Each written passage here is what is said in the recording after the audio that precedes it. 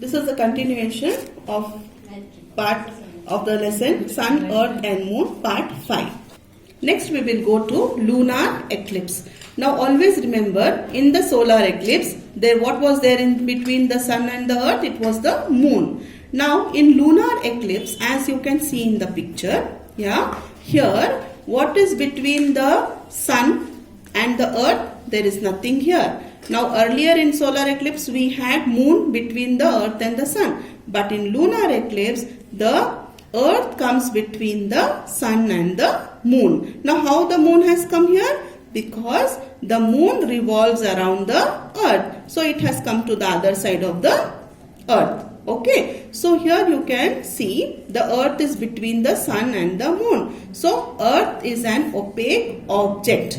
Yes. So Earth now blocks the light of the Sun. So the shadow of the Earth will fall where? It will fall on the Moon. So this is called lunar eclipse, where the shadow of the Earth falls on the Moon. Did you get me? Yes.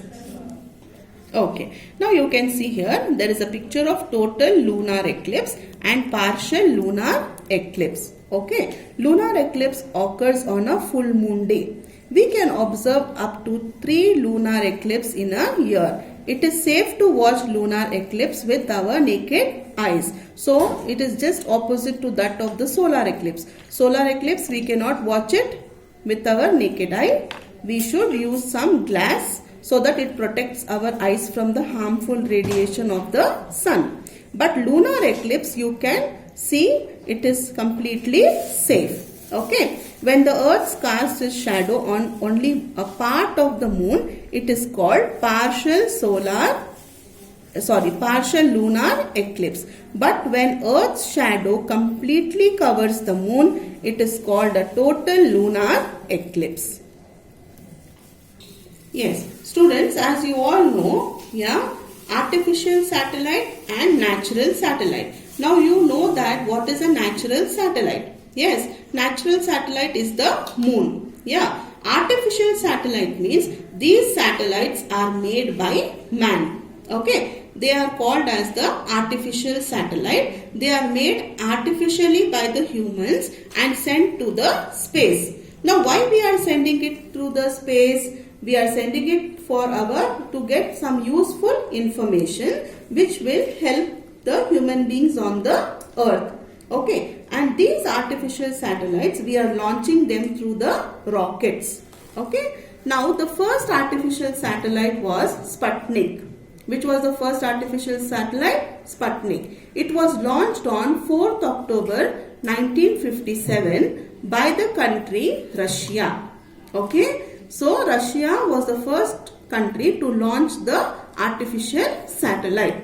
Then India's first artificial satellite was Aryabhatta, which was launched on 19th April 1975.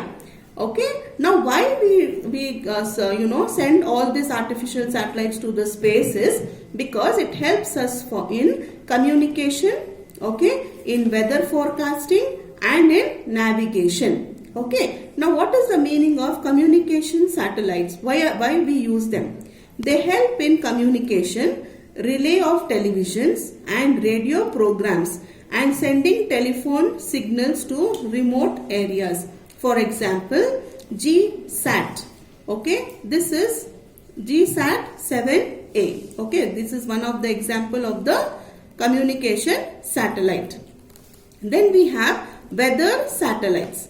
These help in making accurate weather forecast. Okay. Megatropics is an example of a weather satellite. For example, now why this weather satellite is important is because see, fishermen, they go deep into the oceans and for fishing. Suddenly if there is something like cyclone, so this they will not know and the people who have gone there to do the fishing will all die. So because of the weather satellite, this satellite helps us to in advance it gives us the weather forecast and it will help us to find out what kind of weather that particular area has. or particular country has. And then we can help to give information to the fishermen either to come out of the ocean, yes, or not to go into the ocean as there will be some cyclone, okay, nearby 4 to 5 days or 10 days. Okay, so in this way weather satellite helps. Then navigation satellites. These are used to pinpoint any object on the earth. For example, IRNSS 1H.